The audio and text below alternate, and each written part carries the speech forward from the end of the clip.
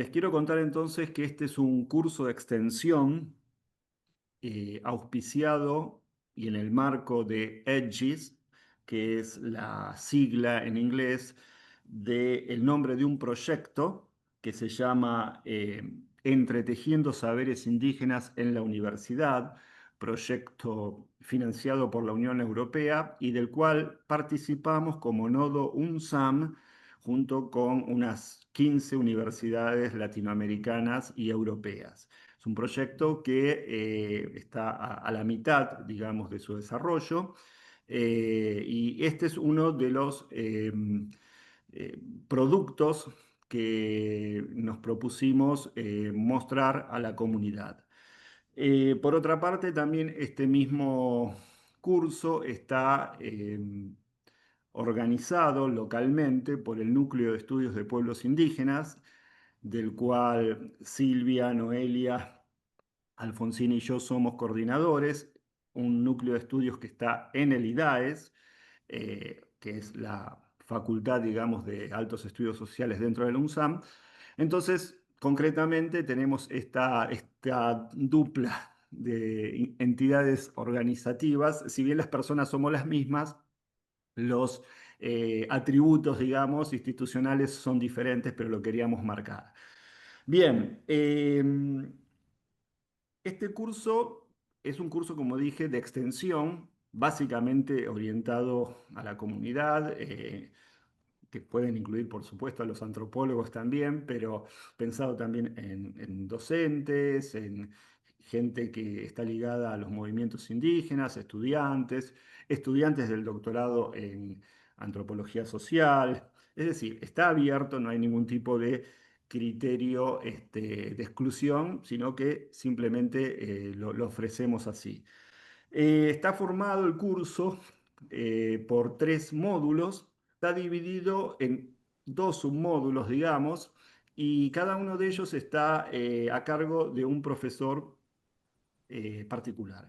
El primero de ellos lo voy a iniciar yo, que va a ser como van a ver, un panorama general y un poco enmarcar la problemática indígena y las perspectivas de estudio, como reza, como dice el curso general. El segundo submódulo que me sigue en el día de hoy va a estar a cargo del profesor Guillermo Wilde, que va a trabajar una perspectiva histórica de la problemática indígena en la Argentina.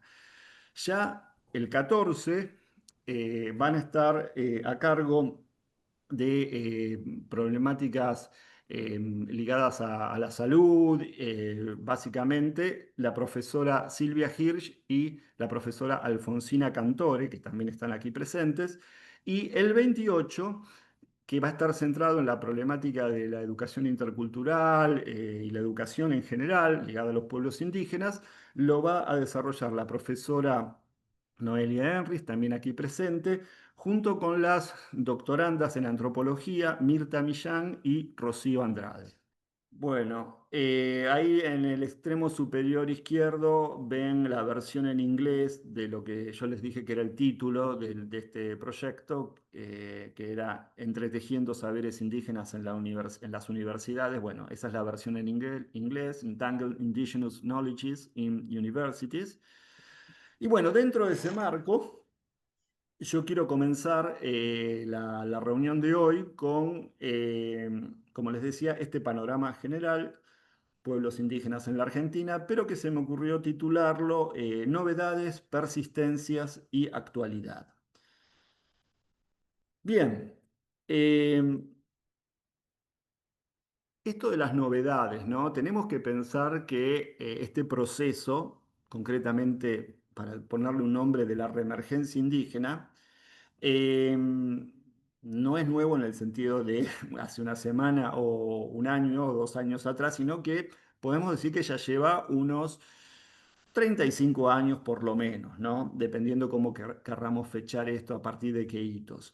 Y quizá un hito importante para comenzar, porque es como que cambian, si se quieren, las lógicas de reconocimiento estatal, ¿sí? Esto desde un punto de vista de un movimiento indígena puede tener otras periodizaciones, por supuesto, pero acá hay un cierto cambio, cierta aceleración con los reconocimientos jurídicos a nivel constitucional que aparecen no solamente en la Constitución Argentina del 94, la última reforma constitucional, sino también en muchos países de América con diferencias de pocos años.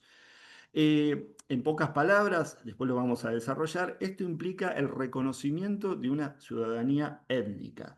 Y es una diferencia respecto a cómo estaban redactados, cómo era el marco, el plexo jurídico de los estados nacionales en América Latina, que básicamente se dirigían a un sujeto ciudadano abstracto que no tenía ningún tipo de marca étnica o cultural o lingüística, ¿no? Lo interesante es que también los movimientos de derechos humanos que estaban orientados a ese tipo abstracto de figura del ciudadano, sabemos que eso lo podemos criticar ideológicamente, que detrás de ese ciudadano abstracto, como suele decirse, había un ciudadano blanco, hombre, adulto, etcétera. Pero bueno, lo que sabemos es que incluso también estaban por afuera aquellas marcas indígenas, como vamos a ver. Pero lo interesante, como les decía, es que el movimiento de los derechos humanos que ya existía o preexistía a este cambio constitucional, también tuvo que readaptarse y empezar a pensar también los derechos humanos en términos de derechos indígenas o en términos de derechos especiales para los indígenas, ¿no? Bien, ahora, este cambio en las reglas del reconocimiento jurídico, estamos hablando de un contexto muy general, ¿no? Vuelvo a insistir, donde empieza a cambiar las lógicas de, si se quiere, de certificación oficial de lo que es el indígena. No tiene nada que ver esto con, o tiene algo que ver, pero los procesos familiares de autoidentificación, comunales, locales, pueden tener otras lógicas y tiempos. Pero como les decía, este proceso constitucional general está ligado a una reforma estatal, a una reforma, o si se quiere, una transformación de las relaciones entre el Estado, la sociedad y la nación, donde evidentemente esta misma constitución que reconoce derechos especiales a los indígenas, en el caso de Argentina, pero también de otros países, también está reconociendo nuevas formas o nuevos derechos o nuevas lógicas de construcción de la relación con entre la sociedad y el mercado, ¿no? La más importante de ellas, que habilita muchas otras, es que el Estado Nacional cede soberanía a las provincias, ¿sí? Esto va a tener un efecto en los pueblos indígenas, por supuesto. Cede soberanía sobre algunos activos estratégicos, llamémosle, que tienen que ver precisamente con el petróleo, con las minas, etcétera. Y esto permitirá a las corporaciones internacionales ligadas a estas commodities concretamente, establecer pactos específicos con las provincias, ¿no? Entonces, de alguna forma, vemos cómo el reconocimiento indígena se va entramando en una lógica también de dispersión del poder estatal en América Latina en general y en Argentina en particular. Esto obviamente viene de la mano de una ideología que podemos llamar, por etiquetarlo y rápidamente, porque no nos podemos dedicar a esto en esta clase, en esta reunión, que es el neoliberalismo, ¿no? Básicamente un privilegio a la codificación mercantil de la sociedad y a la codificación individualista de la sociedad, ¿no? Y esto va a tener impronta también en el plano del reconocimiento indígena, ¿sí? Lo adelanto porque lo vamos a tratar ahora inmediatamente con la problemática del autorreconocimiento, que también está ligada a estos otros dos, digamos así, movimientos o pulsos históricos que podemos denominar identitarismo y pluralismo, que exceden lo indígena, ¿sí? Pero obviamente que lo atraviesan. El identitarismo pensado como nuevamente, un privilegio a las identidades y sobre todo a las identidades en términos de autorreconocimiento que va a atravesar todos los reclamos o las formas legítimas de construir reclamos en la sociedad, sea no solamente para ciudadanías étnicas como los pueblos indígenas, sino también para ciudadanías sexogenéricas disidentes y otro tipo de ciudadanías. Es decir, esto es como algo que atraviesa, ¿no? el entramado social. Eh, y de alguna forma este identitarismo va a desplazar o a hacer mucho más compleja la relación con lo que eran las categorías de reclamos, de demandas, de pertenencia incluso, más clásicas que venían de la mano de lo que se llamaba el estado del bienestar, ¿no? Los grupos de trabajadores, llámese clase obrera, los grupos empresarios, regiones, etcétera. Todo esto va a estar atravesado por pulsos, digamos, de identitarismo que si bien en algún punto reconocen realidades que estaban sumergidas en esas categorías más generales, por otro lado también se puede ver como un fenómeno de fragmentación, ¿no? Ahora bien, ¿qué relación tiene esto con el pluralismo? Perfectamente queda claro en la reimaginación de la nación, ¿no? El Estado se reimagina a partir de, precisamente, no solamente, pero es un dato importante, en la nueva Constitución Nacional, se reimagina en términos plurales. La nación argentina pasa a reconocerse explícitamente como una nación plural, no como una nación homogénea. Es decir, eso que de hecho es lo que existía en la sociedad, adquiere una sanción jurídica y eso va a permitir una cantidad, va a activar o va a dar la posibilidad de activar una serie de movilizaciones y demandas. Esta imaginación plural de la Argentina, o pluralista, digamos, de la nación argentina, va a incluir, como les digo, los pueblos indígenas, pero también otras realidades ligadas a lo étnico. Y finalmente, para cerrar este gran conjunto de factores que no los podemos pensar como factores causales unidireccionales, sino como conjuntos que tienen, digamos, distintas incidencias en cada caso, en cada momento, si no es una masa de condicionamientos.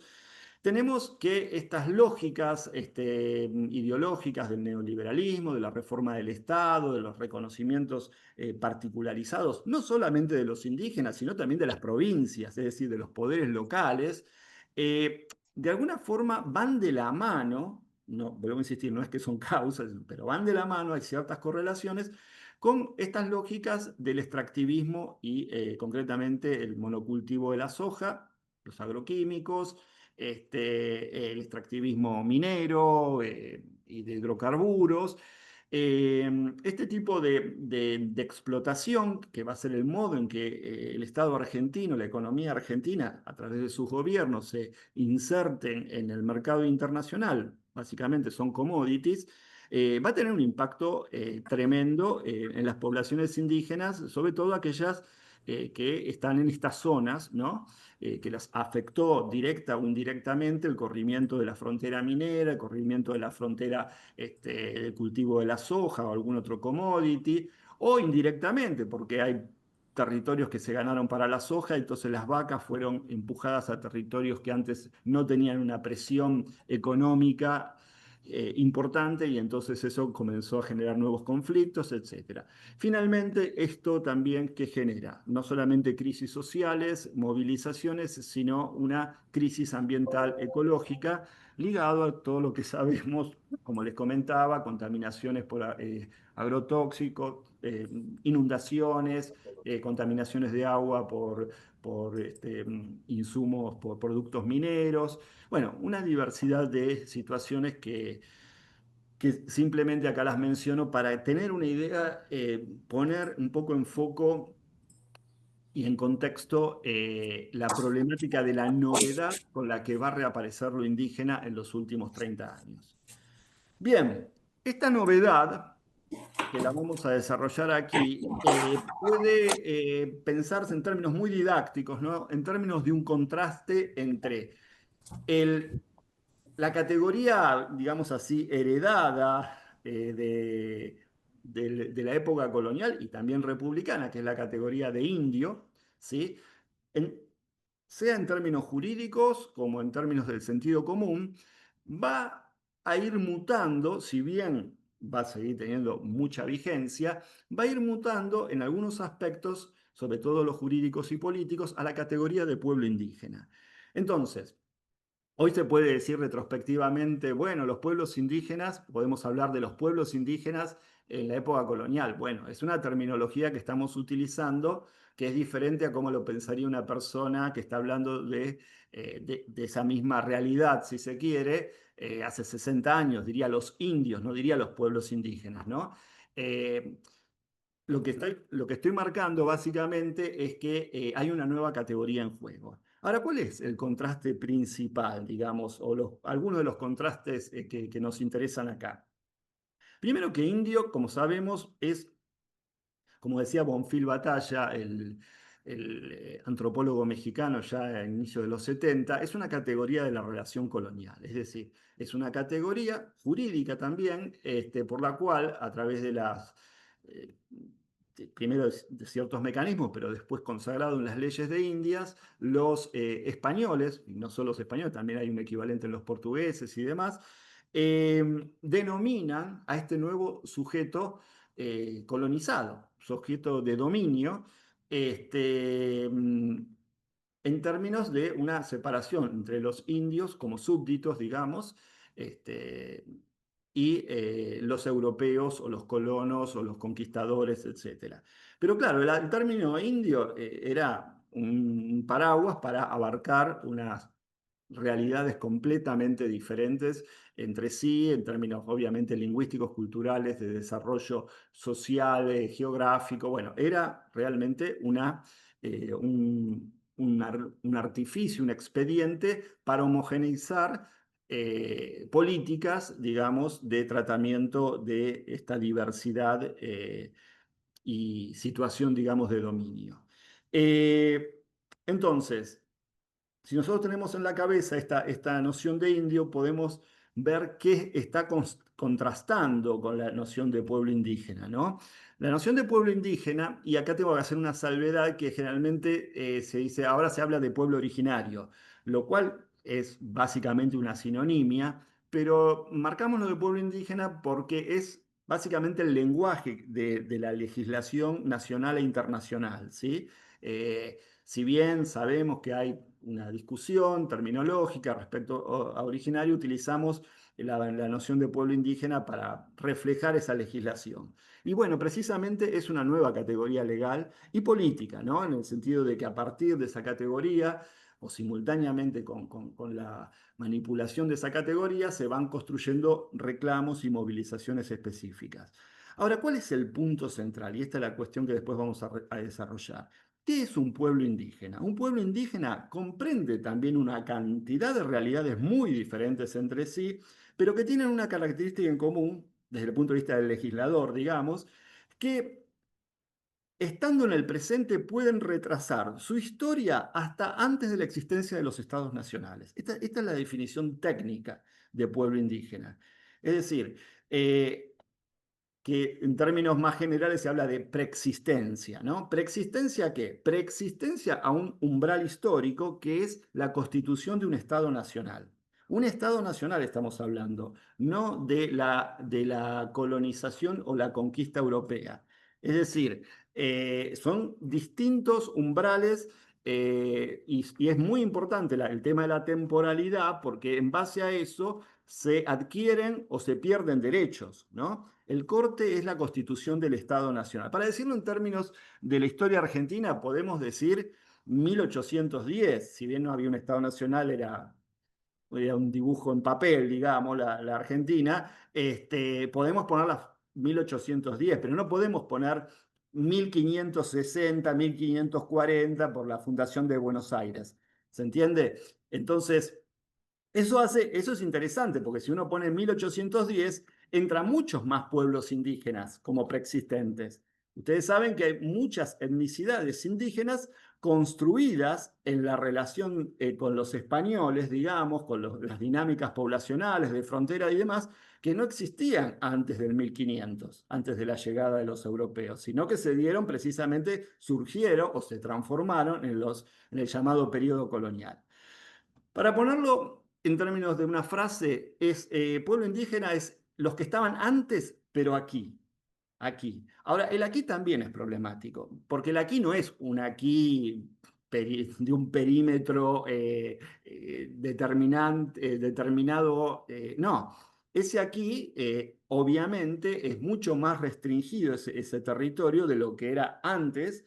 Ese aquí también puede involucrar un circuito de itinerancia de poblaciones que se movían, no es un domicilio fijo de, llámese, un valle, al lado de un río, de este lado de la cordillera o del otro lado de la cordillera. Ese aquí no es, si bien a la hora de la ley y a la hora de la política, o mejor dicho, sobre todo de la ley, hay un requisito de prueba y de una cierta mensurabilidad, eso está la cuestión de dónde empieza y termina hacia aquí es clave a la hora de los reclamos, ¿sí? Tan clave como el antes, ¿no? La relación entre la preexistencia y la actualidad.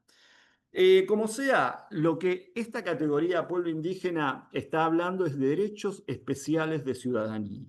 ¿Qué significa esto? Significa que aquellos, y ahora después vamos a entrar en este tema del reconocimiento, aquellos indígenas aquellos indígenas que están, digamos así, certificados, que pertenecen a comunidades indígenas reconocidas por el Estado, tienen los mismos derechos que tiene cualquier ciudadano en el Estado argentino o en cualquier otro Estado, a los que se suman derechos especiales que tienen que ver con derivados de esta condición de pueblo indígena, que tienen que ver con un territorio ancestral, con un determinado reconocimiento cultural, el derecho a una educación intercultural y bilingüe, una salud intercultural, etcétera. O sea, los derechos especiales suman, no son diferentes a los otros, es un aditivo, ¿sí?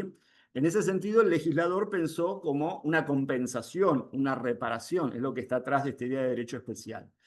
Y ahora, finalmente, para terminar esta diapositiva, algo que a veces es contraintuitivo, porque uno piensa indio, indígena, significa lo mismo, esa palabra in, esa frase ind, y realmente no tienen nada que ver una con la otra, es lo que se dice una falsa etimología en lingüística. Indio, como todos sabemos, es el equívoco producido por Colón que creyó que arribaba a la India, ¿sí? E indígena es una palabra de origen latino que significa propio del lugar o desde ese lugar, no tiene nada que ver con el término indio.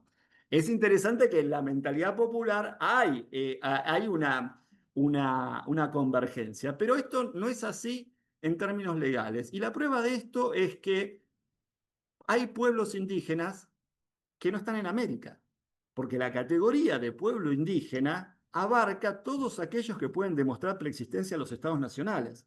Entonces tenemos pueblos indígenas en la India, los Adivasi, tenemos pueblos indígenas en Japón, los Ainu, y así sucesivamente. Y tenemos, para romper un poco con la cosa etnocéntrica, tenemos pueblos indígenas en Europa, que son los Sami, entre otros, es decir, lo que antes se llamaban lapones, que reivindican derechos en términos de indigeneidad, es decir, un tipo de condición que de alguna forma no fue reconocida en la constitución de los estados nórdicos como Finlandia, Suecia, Noruega en su momento, ¿no? Entonces hay indígenas en Europa, en Asia, en Australia, en todo el mundo. Solo que en América generalmente son los indios, es lo que se llama genéricamente y en el sentido común los indios. Pero quería marcar esta diferencia para que entiendan que pueblo indígena es una categoría del derecho internacional que abarca realidades que van más allá de América. Bien, ahora vamos a Argentina, volvamos a Argentina. Eh, yo les decía que este cambio implicó básicamente, voy a ir un poquito más rápido, este cambio constitucional, la inserción de este artículo en la parte de los atributos del Congreso Nacional, una parte muy importante de la Constitución Nacional, el artículo 75, inciso 17, donde precisamente dice se reconoce la preexistencia étnica y cultural de los pueblos indígenas argentinos. Y en base a ese reconocimiento hay que garantizar respeto a la identidad, derecho a la educación, personería jurídica, posesión y propiedad comunitarias de las tierras, suficientes para el desarrollo, y hay distintos poderes concurrentes para garantizar esto. No vamos a entrar en detalle, pero es un poco lo que yo les comentaba. Lo primero, la primera línea, garantizar la preexistencia étnica y cultural de los pueblos indígenas argentinos. Bueno, para reforzar un poquito, esta idea de pueblo indígena proviene del convenio de la OIT 169, es un poco refrendar lo que venía diciendo, pero acá quería incluir otras dimensiones más que suenan mucho en el mundo indígena, que son la de comunidad indígena y organización indígena. ¿Por qué la de comunidad indígena es clave? Es la figura clave, digamos que es el elemento de tipo legal administrativo central en la gestión estatal de la problemática indígena. No es tanto pueblo indígena. Pueblo indígena es una cosa más genérica, pero el instrumento legal concreto es la noción de comunidad indígena. ¿Sí? La comunidad indígena es ¿a qué es lo que realmente reconoce el Estado? El Estado argentino no reconoce pueblos indígenas en el sentido fuerte que reclama la OIT. Sí, en términos lingüísticos, terminológicos, pero en términos de unidad de operación jurídica, de operador jurídico, perdón, el término clave es comunidad indígena, que es el grupo de familias y vecinos, y acá está la clave, que se autorreconocen como pertenecientes a un pueblo indígena y que tienen una organización social propia, habitan en tierras comunitarias, mantienen cultura, idiomas, tradiciones comunes. Ahora vamos a ver también que acá hay problemas. Pero acá la clave es, la comunidad indígena es un conjunto de personas que se autorreconocen como tales, ¿sí? Y pertenecen a un pueblo indígena. ¿Qué quiero decir con esto? Que un conjunto de personas puede pertenecer, voy a hablar del caso que yo trabajé muchos años, los Ranqueles en La Pampa, puede pertenecer a la comunidad de Pumer, que está localizada en el oeste pampeano, y esa es la comunidad de Pumer. Esta es la clave. Y pertenece esa comunidad de Pumer, como tantas otras, al pueblo Ranquel. ¿Sí? Bien, la otra cuestión central es la organización indígena, la organización política que está digamos, contemplada en el artículo 75, darse organizaciones, órganos de representación. Y bueno, estas organizaciones políticas también son de diferente envergadura, son organizaciones a veces locales, otras regionales, otras nacionales, incluso hay también transnacionales, etcétera. Pero ya ahí estamos hablando sobre todo más que de un claramente de un expediente político más que de un expediente administrativo, como sería la comunidad indígena. Esto es lo que quiero marcar. La idea de comunidad indígena no necesariamente tiene que ver con que las relaciones entre los indígenas son comunales y hay que algún tipo de cohesión especial. No, no, es un término completamente jurídico, ¿sí? Es verdad que la gente después lo puede apropiar de distintos lugares, pero estamos hablando sobre todo del entramado jurídico político. Bien, y acá viene un poquito la cuestión. ¿Quién puede reclamar en Argentina la pertenencia a un pueblo indígena? Bien, son personas que se autorreconocen, pero no basta el autorreconocimiento, lo que yo decía esto del individualismo y el identitarismo. Yo me puedo reconocer, yo, Axel Lázaro y Rankel. Sí, está bien, me puedo reconocer Rankel, Selknam, Comechingón, pero eso no me hace perteneciente a un pueblo indígena, ¿sí? En todo caso, el único lugar donde yo puedo, el único lugar estatal donde yo puedo expresar ese autorreconocimiento es en un censo. Cuando me dice, ¿usted se reconoce como parte de una... Sí, ¿de qué pueblo? Sí, ok, pero no soy parte de una comunidad indígena. Este es el punto central porque yo obtendría derechos en tanto que indígena en la medida que soy perteneciente a una comunidad indígena que es lo efectivamente reconocido por el Estado. Derechos, llámese, vamos a lo concreto, acceso a becas, acceso a un tipo de tratamiento especial intercultural en términos de salud, acceso a un determinado territorio que esté protegido de las leyes del mercado. Ahí, para tener todos esos accesos a esos derechos, yo tengo que ser parte de una comunidad. No tengo que reconocerme porque simplemente porque mi abuela era Ranquel o yo siento que le tengo que aportar a los Ranqueles un granito de arena. ¿Se entiende? Nadie me lo impide, pero no tiene valor jurídico político. Digamos, político sí, pero no tiene valor jurídico. Y acá vemos otra cuestión central, o sea, autorreconocimiento y reconocimiento por los otros. Nuevamente, no es, acá el indígena no es un individuo completamente aislado, siempre tiene que tener el espejo de la comunidad. Esto es lo que exige la ley, ¿sí? Ahora, por otra parte, hay tensiones acá. Como les decía antes, comunidad indígena, en realidad, la clave es la autoascripción y el reconocimiento por otros. Pero no es casual que aparezca todo un entramado en la segunda parte que diga con un territorio ancestral, con pautas culturales, eventualmente con una lengua viva, con organización tradicional. Es decir, esos 4 o 5 criterios son los criterios clásicos, llamémosle objetivos, que tienen para los blancos, sobre todo, para reconocer esta gente es indígena, vive en una comunidad rural, hablan otra lengua, tienen pautas diferentes de organización a las de sus vecinos. Bueno, ¿qué pasa? Eso está en la definición, pero la clave sigue siendo el autorreconocimiento y el reconocimiento por los otros miembros de la comunidad. En ese sentido, la definición es bastante, llamémosle, abierta, porque permite autorreconocimientos y reemergencias indígenas, donde los criterios tradicionales y con todo subrayado y con muchas comillas, objetivos de indigeneidad, no se dan en todos los casos, es decir, no hay lengua viva, no hay lengua vernácula viva, me refiero a eso, no hay territorio ancestral, o hay apenas, etcétera. Y acá se va a dar todo el proceso de las reemergencias que podemos hablar. Bien, esto por otra parte está la problemática de que también hay indígenas sin comunidad, es decir, que no necesariamente, no es que no tengan comunidad, no quieren reconocerse en los términos que el Estado les impone. Y esto también es importantísimo, porque yo estoy hablando desde el Estado, pero acá hay una disputa. ¿Por qué el Estado tiene que decir qué es la indígena y qué no es lo indígena? Bueno, entonces tenemos comunidades indígenas o agrupaciones de indígenas que se autorreconocen de sí, pero rechazan, dilatan los términos de reconocimiento oficial. Algunas otras no los rechazan, pero están en un proceso eterno de reconocimiento porque siempre les falta llenar un papel. ¿Sí?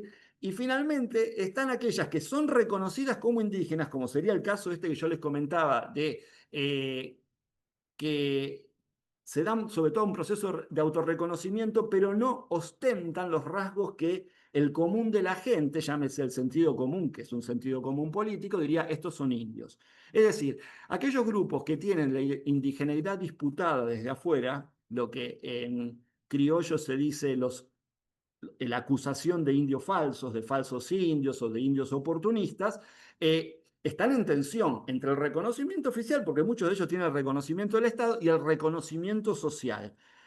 Si hablamos en un territorio disputado, de los terratenientes, de la municipalidad, de los vecinos, que no le reconocen una indigeneidad, que el Estado sí se las reconoce. Entonces acá lo que tenemos es un campo de disputas. ¿Sí? ¿A partir de qué? De que ya lo indígena no es una función de un registro cultural objetivo. Lengua, ni hablemos de raza, ¿no? Porque no nos metamos con eso que antes raza tiene cara o no tiene cara de indio, pero lengua, territorio, pautas comunitarias, o sea, todo eso quedó en latencia, pero para el Estado quedó en un segundo lugar, ¿sí? Bueno, nuevamente, este es un mapa del INAI, esto es lo que ve el Estado, ¿sí? Lo que vemos esta cosa argentina, es un mapa de cualquier semejante, incluso también lo tienen las ONG, no es que lo tenga solamente el Estado, o lo puede tener una organización indígena, ojo, no es todo el Estado. Eh, Simplemente para mostrarles, hacía pantallazo, que hay una distribución bastante amplia dentro del mapa, pero los puntitos que ven son puntitos que son 50 pueblos indígenas más o menos, generalmente son más, y están increyendo, ¿no? Eh, Acá lo que se marca es la presencia de comunidades que reclaman pertenencia a un pueblo indígena. Las comunidades son mucho más que estos pueblos indígenas, ¿sí? Son muchísimas más las comunidades reconocidas que los pueblos indígenas, porque por cada pueblo indígena hay 3, 4, 10, 20, 30, 40 comunidades dependiendo del pueblo indígena, ¿no? Entonces, también tener en cuenta esto, estos puntitos no son comunidades, son lugares donde aparecen reclamos de pueblos indígenas que son reconocidos. Lo del mapa también es, si bien ayuda a leer un poco y poner en contexto, tampoco hay que reificarlo, cristalizarlo, porque los pueblos, como yo les contaba, los pueblos indígenas, las comunidades, la gente en concreto, se mueve en el territorio. Y no es que los ranqueles son de La Pampa y los collas son de Jujuy, porque el caso más...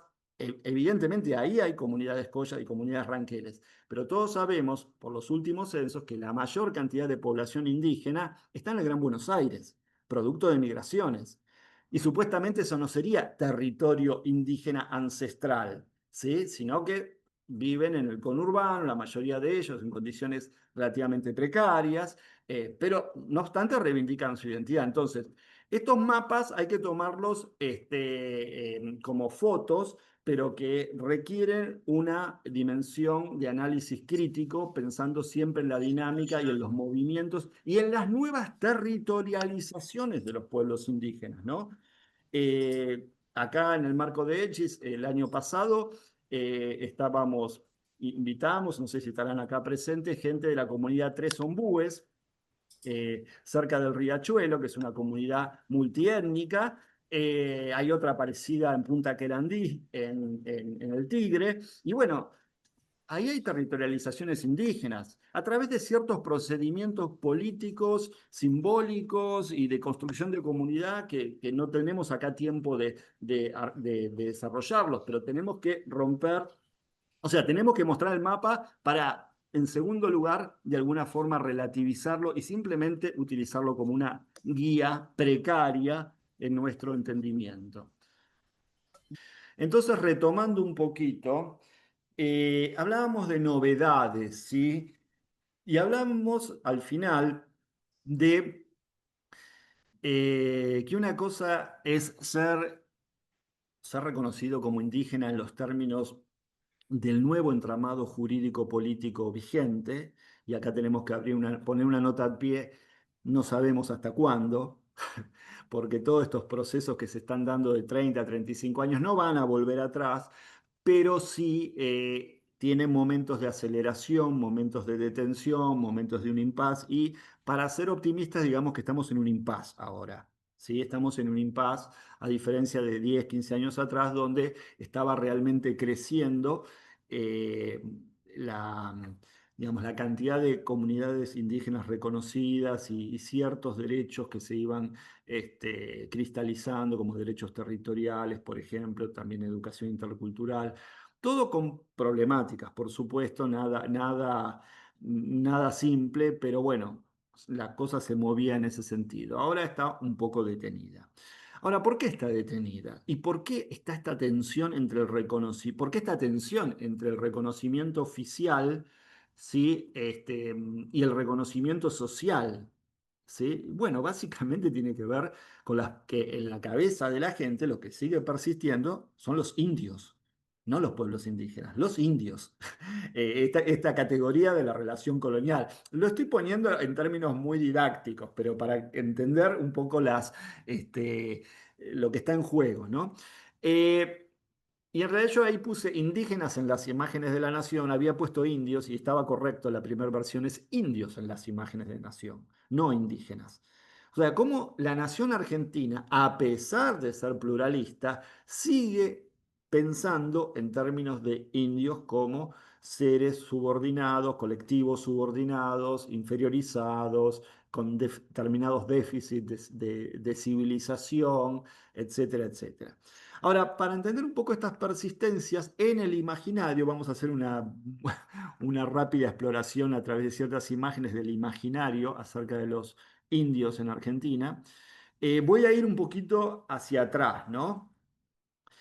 Y por ejemplo, en un trabajo que escribimos con Diana Lenton, publicado Etnografías Contemporáneas, la revista del IDAES, hablábamos de tres grandes imaginarios operando en la mentalidad argentina, en la nación, en la construcción hegemónica, digamos, de la pertenencia nacional, que serían el de la conquista, el de la domesticación y el de la reparación.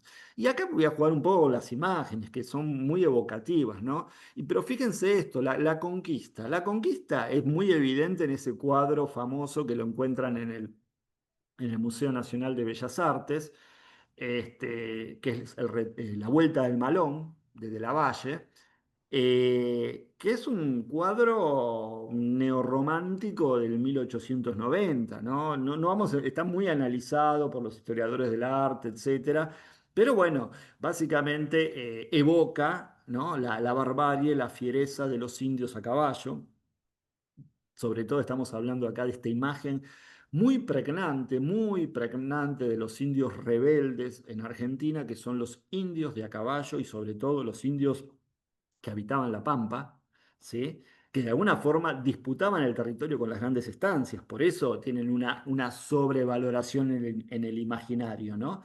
Y bueno, si uno también va a la historia del arte, es una imagen calcada de representaciones de Atila, de la invasión de Atila en el Imperio Romano, ¿no? La barbarie contra la civilización. Es casi, es el mismo modelo, paradigma para pensar la irrupción o la violencia, digamos, contra la nación contra la civilización en este caso, cuando, como decía Walter Benjamin, lo contrario es la realidad. Todo documento de civilización es un documento de barbarie.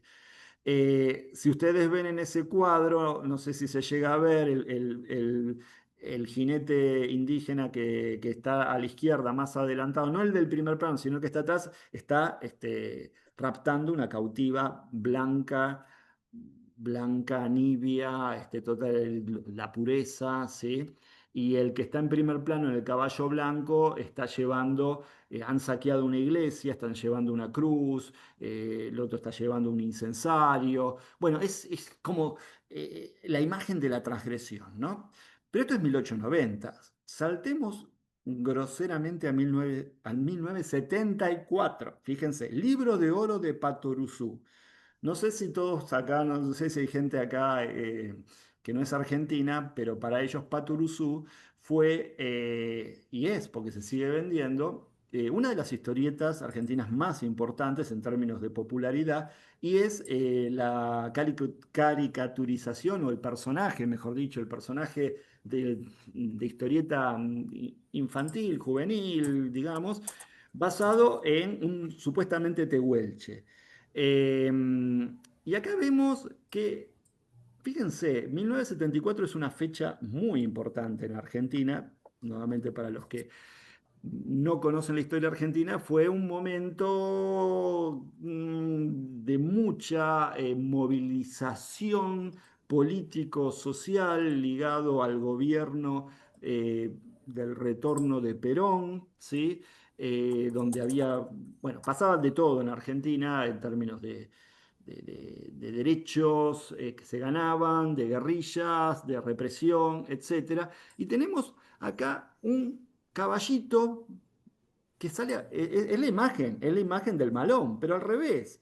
Un caballito que sale a pasear y que se lleva a una india, llamémosle así, pero que consiente de alguna forma esa india que se la llevan. Hay un retrabajar por un lado, se sigue con la misma imagen de la barbarie, pero la barbarie eh, es más gentil e incorpora a este elemento, digamos, que en este caso simbolizaría a la mujer, ¿no? Y este 1974 también, que es muy simbólico. Bueno, todo esto da para analizarlo, pero yo lo que quiero decir acá que sigue persistiendo la idea de conquista, solo que hay que leerlo en términos también de época.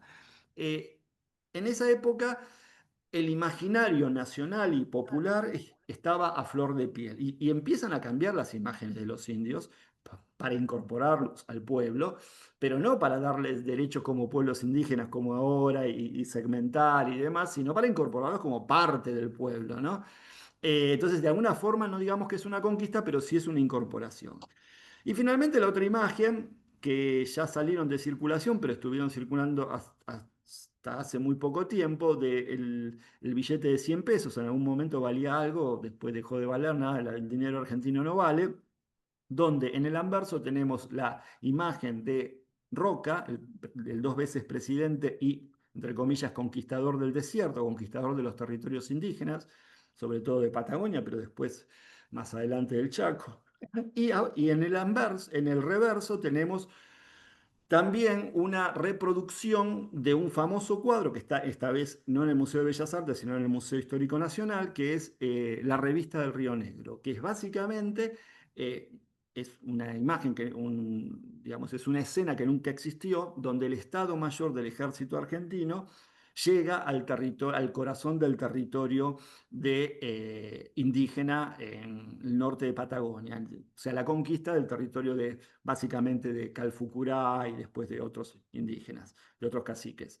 Entonces, nuevamente, tenemos la idea de la conquista de la ocupación incluso territorial, en eso que se manejaba y que se utilizaba como moneda corriente. Y del lado, vuelvo al anverso, tenemos la cara del civilizador barra genocida, pero al lado, no sé si llegan a ver, hay un puerto. Precisamente es el lugar donde llegan los inmigrantes que van a ocupar ese territorio. Y por otro lado, es el lugar donde se van a subir las mieses y los ganados producidos por ese territorio para llevarlos a Europa. O sea, en este billete podemos leer la historia argentina de los últimos 150 años. Este, pero en todo caso, fíjense, tienen distintos momentos estas tres imágenes y hay como una persistencia en el imaginario, ¿no? Ni hablar de las persistencias casi ya actuales, que son más de revival y de retroceso, casi de resentimiento que tenemos en la actualidad. Pero sin llegar a eso, esto seguía operando en el argentino típico por defecto, con la educación típica por defecto que tendría cualquiera en la Argentina. Otro espacio, digamos, como yo les decía, otra imagen muy fuerte, persistencia, es la domesticación. Y de alguna forma la domesticación está más ligada a este imaginario, ¿no? Está más ligada a los pueblos indígenas, a los indios que fueron conquistados durante la época colonial, ¿sí? No quiere decir que no haya habido rebeliones, y las hubo y muchas, como las rebeliones en los Calchaquí, y después otras más cercanas, en Xavi, etcétera. Pero el NOA, digamos, el noroeste argentino, es como ese espacio dado a este tipo de pintoresquismo, donde tenemos indígenas alfareros que viven tradicionalmente en los valles con sus ovejitas. Bueno, la imagen para los que conozcan la Argentina, es una imagen típica del noroeste argentino. Es interesante que este texto, esta imagen yo la saqué de manual escolar. O sea, esto es parte de la escuela, es un manual escolar de los años 50, pero no debe haber cambiado demasiado. No me puse a trabajarlo, pero es esta idea de que ya están domesticados, no necesariamente civilizados, pero domesticados, ya están pacificados, ¿sí? Fíjense el contraste con las anteriores imágenes, que son imágenes de violencia, ¿no? Y el tercer imaginario, lugar de la memoria, como, como dirían algunos historiadores franceses, es el imaginario de reparación o de hacer justicia a los indígenas. Y tenemos dos tipos de reparación. Una es esto extraído a la izquierda de una historieta, ¿sí? Hecha por los salesianos, donde Seferino, quien no sepa, Seferino fue el hijo de Calfucurá, perdón, de Namuncurá, el último, digamos así, cacique de las Pampas, como se dice, eh, y fue entregado a la Iglesia Católica, a los salesianos, que con el tiempo lo transformaron en el primer santito indio de la Argentina, que todavía tiene un culto importante, ¿no? Seferino. Entonces, es esta idea por un lado, domesticar, pero por otro lado, la iglesia, la doctrina social de la iglesia, reparando a los indígenas. El diálogo es interesantísimo. Monseñor, el monseñor este tiene creo que es Monseñor de Andrea, no me acuerdo exactamente, pero es un personaje histórico. Monseñor, ¿podré ser algún día misionero? Oh, sí, si Dios te llama, aunque sea indio me va a llamar, aunque sea indio, o sea, lo dice todo, que también Dios quiere a los indios. Puede haber un santo indio, puede haber un misionero indio. Entonces, este mecanismo que opera constantemente en el imaginario bajo distintas formas, lo vemos acá en el registro católico. Y después en un registro, llamémosle nacional y popular, más ligado a la política de Kirchner, digamos, no me acuerdo exactamente la fecha, pero podríamos poner 2010, no me acuerdo, esta cosa de construir el monumento a la mujer originaria, ¿no? Acá ya hay un juego, ya no es pueblo indígena, sino también tenemos mujer, hay un cruce con el feminismo y tenemos la palabra originario, que es más construido desde una terminología más construida desde el movimiento indígena que desde la ley. Pero bueno, la cuestión es que tenemos acá una mujer en una posición de fortaleza, de persistencia y de la necesidad, precisamente el escultor y quien está alrededor de esto, de reparar a los indígenas en general a través de esta mujer. Si mal no recuerdo, este monumento a la mujer originaria iba a ser puesto en el lugar de donde está el monumento de Roca, el personaje este que vimos en el billete, ¿no? Entonces iba a haber una sustitución de esa monumentalidad por esta otra. Bueno, esto para hablar de persistencias en el imaginario. Ahora yo quiero, y con esto vamos a agarrar la última parte del módulo, digamos, de esta primera parte.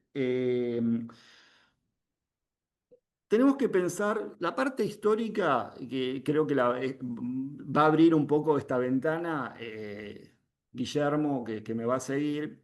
Acá yo no puedo entrar en los detalles, pero si vemos lo que está pasando hoy con las situaciones de reclamo indígena, que están muy atravesadas por coyunturas específicas, por supuesto, pero acá las vamos a leer como hay otras posibles lecturas, pero las vamos a leer en relación a los trayectos de indigenización, o sea, cómo se fueron construyendo las nociones de indígena o las pertenencias indígenas, mejor dicho, las pertenencias indígenas, sobre todo a lo largo del siglo XX, no nos vamos a ir al siglo XVII y demás, por supuesto que todo incide, cómo se fueron construyendo de manera tal de que cuando comienza esta oleada, la primera diapositiva, esta oleada de reconocimiento de la reemergencia indígena, tenemos una situación que a mi entender se puede dividir eh, en dos grandes temas, en dos grandes bloques.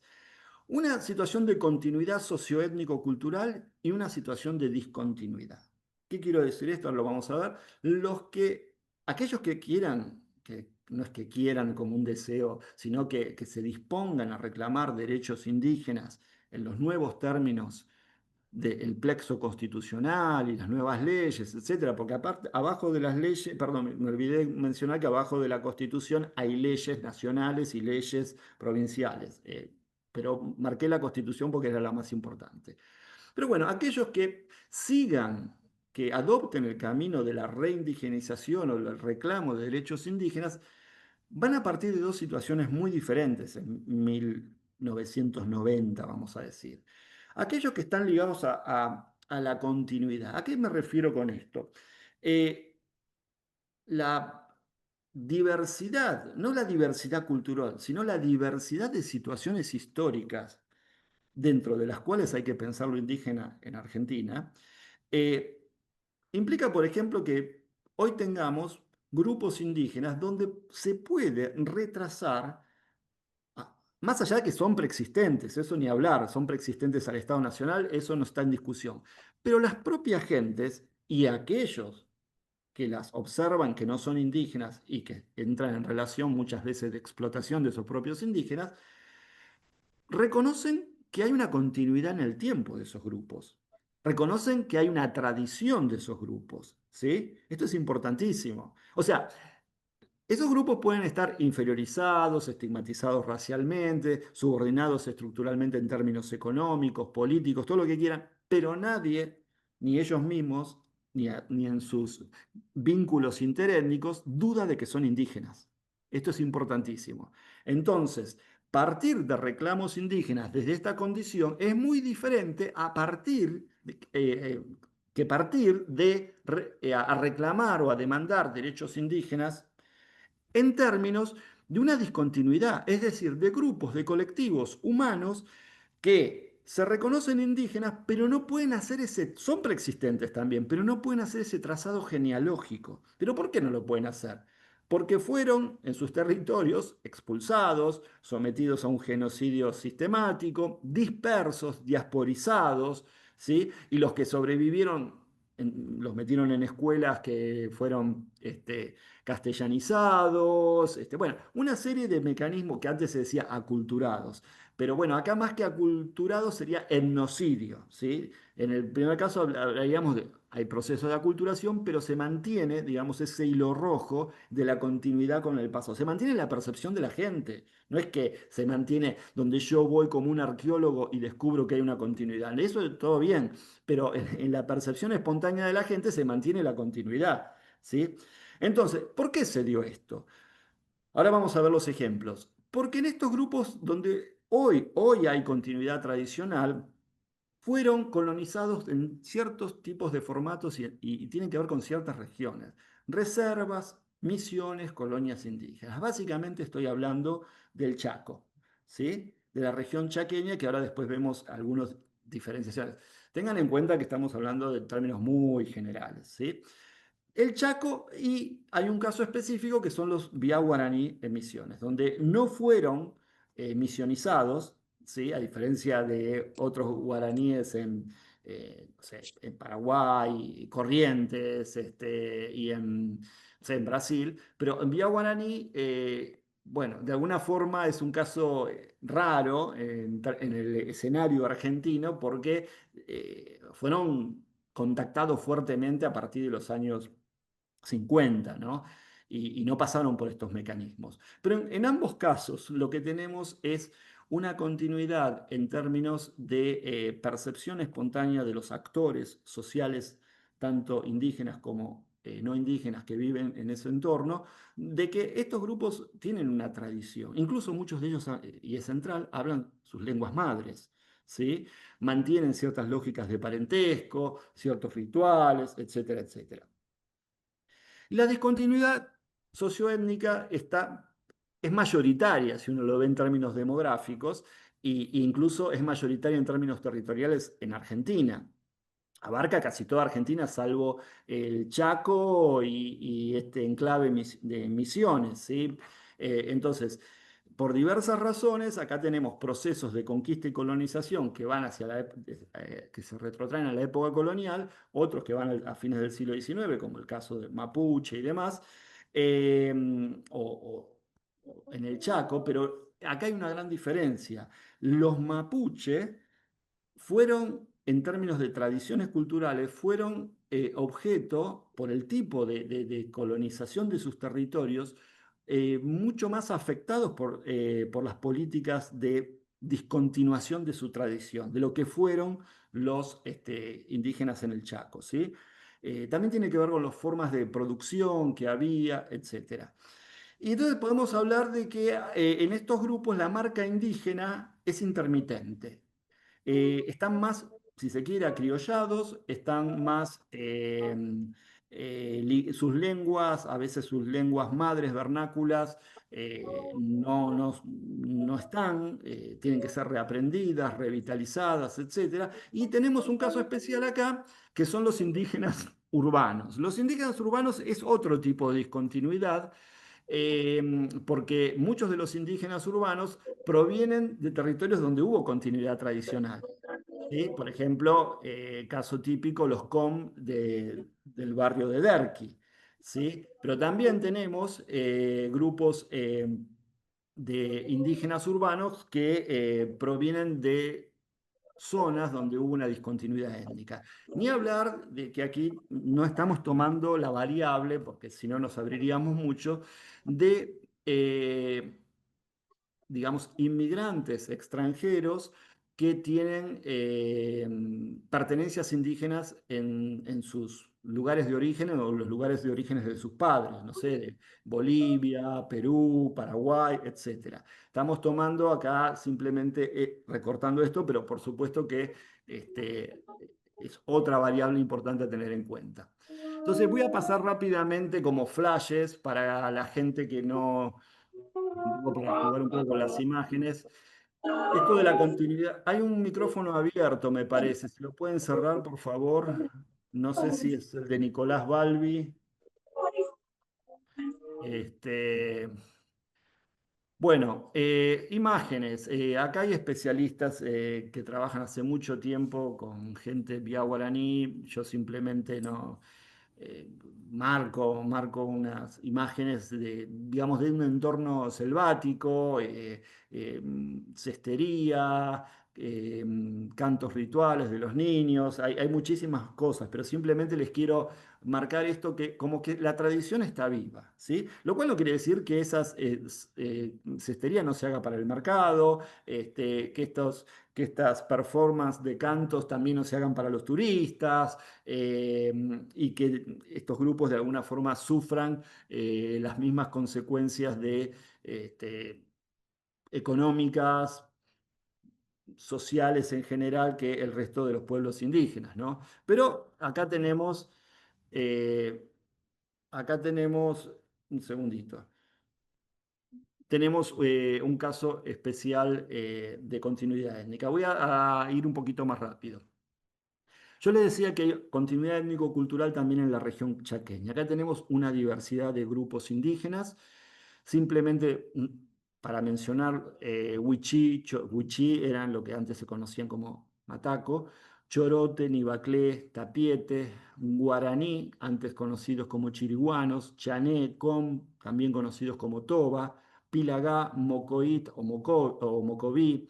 Bueno, es un conjunto de grupos de pueblos indígenas que están organizados en comunidades, organizados en representaciones de segundo grado, en iglesias, y bueno, tienen distintas realidades que también están incidiendo mucho la política específica de cada provincia.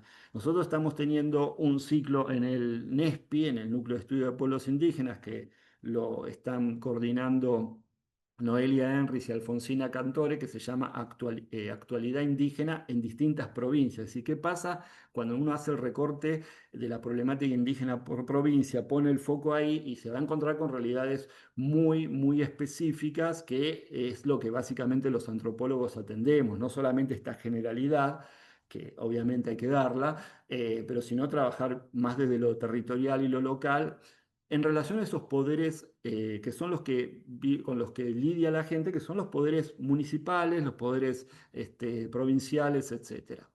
Imágenes, muchas de ellas, yo acá estoy enfatizando qué, estoy enfatizando lo tradicional, como les diga. No quiero decir que los wichí que están acá pescando dejen de pescar y se agarren una moto y se vayan al bar de Tartagal. No, obviamente que eso sucede o estén con el celular, pero estoy enfatizando el elemento que el no indígena o incluso el indígena que se autoindigeniza en términos culturales quiere enfatizar, ¿no? Entonces, el Pimpín, acá el carnaval de los guaraníes, de Uchiriguano, acá un barrio en Castelli, creo que es un barrio com, ahora no me acuerdo, pero bueno, para que tengan, son pantallazos que estoy tirando, ¿no? Continuidad étnico-cultural. Yo les decía que el tema mapuche, la continuidad étnico-cultural en mapuche tehuelche es importante, es muy importante, pero tal vez no sea tan fuerte en el sentido de la lengua, ¿sí? Se da muy fuerte en términos de la memoria y de la memoria ligada al territorio. No quiero decir que en los otros grupos no esté eso, está obviamente. Pero aquí la pérdida del mapuche no es la pérdida, sino la, este, el intento, digamos, de los poderes oficiales de cortar esa continuidad lingüística generacional ha sido muy fuerte, ¿sí? Entonces, aún así, por distintos mecanismos, por distintas formas de transmisión de la memoria ligada al territorio, se mantienen, y con muchísima fuerza, espacios de comunitarización, creo que se dice, comunalización, como puede ser, ¿qué pasó ahí? ¿Se me dibujó esto? ¿Alguien hizo un dibujo ahí? Bueno, como puede ser el guillatún, etcétera. Alguien tocó, no sé, hay Ojo un... que capaz que alguien entró, Sí, porque ¿no? sí, sí, me parece que te la están interviniendo. Bueno, sigamos intervenidos entonces. Son Eh, 6:15. Bien, acá tenemos el caso de la, igual queda lindo, Fabián Vega, ¿qué dice Fabián Vega? Ahí no, acá hay un error. Bueno, también en términos de la discontinuidad étnico-cultural, yo les decía que esto abarca la mayoría del territorio argentino. Y podemos nombrar algunos grupos donde esta problemática del saberse indígenas, pero no cumplir, digamos, si se quiere, con los atributos culturales que exige, o que exige a medias, digamos, el Estado, sino que es básicamente un tema de autorreconocimiento acá. Y autorreconocimiento que es muy importante porque a partir de ese autorreconocimiento es que se empiezan a activar los procesos de reindigenización, o sea, de revitalización lingüística, de demandas y recuperación territorial, etcétera, etcétera. Entonces acá podemos meter este gran conjunto como Coya, Ranquel, Huarpe, Comechingón, etcétera. Algunas fotos. Es interesante que está cortado esto porque habla un poco de lo que estábamos hablando, ¿no? De la persistencia del imaginario de lo indio, ¿no? Entonces agradezco acá al que haya intervenido esto porque me está sirviendo como un ejemplo perfecto en términos didácticos. Y bueno, acá tenemos ritual de Pachamama, tenemos muchos indígenas viviendo en zonas muy precarias, en villas miserias, barrio de Derqui abajo, un lonco ranquel en un proceso de recuperación de la lengua. Y vamos cerrando con lo que ya sabemos, las demandas actuales que pasan por la identidad, el territorio, la educación bilingüe intercultural, la salud intercultural, la vivienda digna, obviamente, la lengua propia, las culturas, un poco este proyecto específicamente tiene que ver con la recuperación de saberes, pero también con la circulación de saberes en la universidad, con lo que estamos haciendo en este preciso momento, y lo van a hacer mucho más claramente en el último encuentro, Mirta y Rocío, en tanto que doctorandas mapuche, que están circulando en la universidad, ¿no? Participación política. Y una cosa para decir, ¿a dónde va el reconocimiento? ¿El reconocimiento tiene que ver con lograr el reconocimiento del Estado? No, acá yo hablé del reconocimiento oficial del Estado, no quiere decir que esa sea la última meta a la que tienen que aspirar los pueblos indígenas. Pueden pensar más allá del Estado o contra el Estado. Solamente acá yo traté de mostrarles lo que son las líneas de fuerza de la actual reemergencia indígena que, como yo les decía, actualmente se encuentra en un impasse. Bueno, muchas gracias. Hacemos un corte de 5 o 6 minutos y va a retomar en la segunda parte de este módulo el profesor Guillermo Wilde. Muchas gracias.